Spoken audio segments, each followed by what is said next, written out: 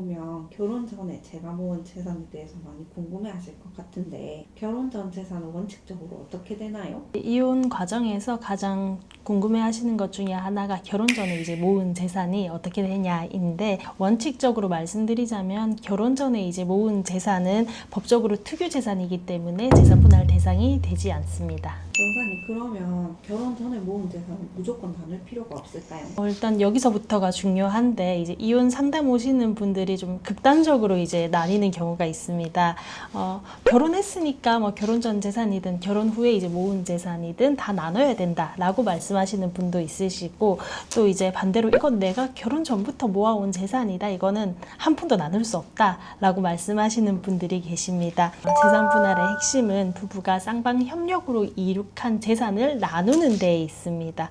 그래서 결혼 전에 모은 재산이라고 해서 반드시 나누지 않아도 되는 것도 아니고, 결혼한 후에 이제 생긴 재산이라고 해서 반드시 또 나눠야 되는 것도 아닙니다. 예를 들어서 이제 뭐 결혼 후에 생긴 재산이라 하더라도 내가 그 재산이 이제 만들어지는데 유지되는데 아무 기여한 게 없다 하면은 분할 대상 재산이 되지 않을 수도 있고, 상대방이 결혼 전부터 가지고 온 재산이더라 하더라도 내가 결혼 생활 중에 이거를 유지하는데 기여를 했다 하면 재산 분할이 대상이 될 수 있는 것입니다. 예를 들어서 이제 결혼할 때 남편이 뭐 한 5억짜리 집을 이제 해왔다. 근데 결혼 이후에 내가 이제 맞벌이를 하면서 이 아파트를 그대로 유지될 수 있도록 생활비도 부담하고 아이도 키우고 했다. 뭐 이런 경우에는 이제 나의 협력이 없었다라면은 남편이 이제 결혼 전에 가지고 온 아파트라 하더라도 유지가 될 수 없었다라고 이제 볼 수밖에 없겠죠. 그래서 이때는 뭐 이제 남편이 가지고 온 재산이라 하더라도 분할 대상 재산이 될 수 있습니다. 어떤 경우에 분할 가능성이 높아지는 걸까요? 첫째로 혼인 기간인 경우죠. 혼인 기간이 1, 2년 정도로 짧다 하면은 결혼 전 재산은 각자에게 그대로 이제 가져갈 가능성이 가장 높고, 그런데 이제 혼인이 5년, 10년 이렇게 길어진다면은 그 긴 혼인 기간 동안 결혼 전부터 모았던 재산을 그대로 이제 유지하는데 상대방 기여가 있었다라고 이제 자연스럽게 인정될 수가 있습니다. 다음으로는 이제 경제 활동의 형태가 있는데, 활발하게 경제 활동을 해서 내가 가정 경제에 보탬이 됐다 하면 당연히 이제 기여도가 높을 겁니다.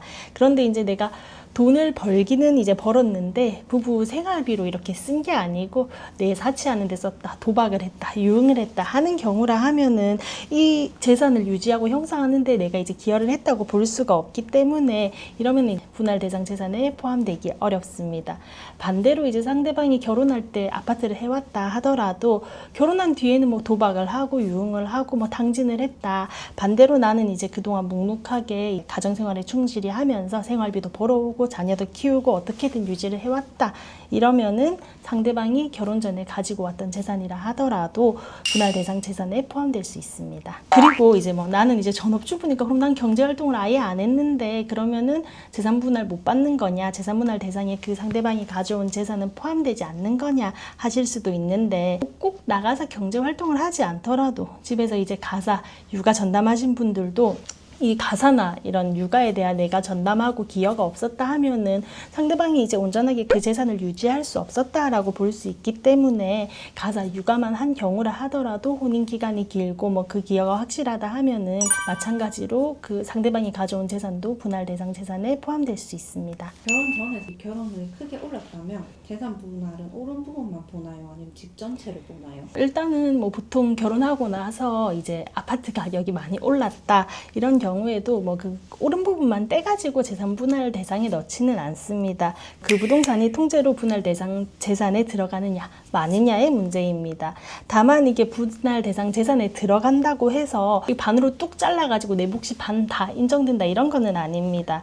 이제 분할 대상 재산 중에서 이제 기여도에 따라서 내가 가져갈 수 있는 몫이 결정되게 됩니다. 결국 이제 결혼 전에 이제 형성된 부동산이라 하더라도 그 형성과 유지에 대해서 내가 기여를 했는지, 그리고 기여를 했다면 얼만큼 기여를 했는지에 따라 가지고 내가 가져갈 수 있는 몫이 결정되게 됩니다. 그리고 한 가지 말씀드리자면은 이제 부동산, 아파트 같은 경우에 분할 대상이 재산이 된다 하면은 이거는 가격은 시가는 어떻게 보나요? 라고 말씀하실 수가 있는데, 부동산의 경우에는 이제 사실심 변론 종결 시 시가를 기준으로 재산 분할을 하게 되는데, 쉽게 말해서 이제 재판 끝날 무렵에 시가가 얼마인지입니다.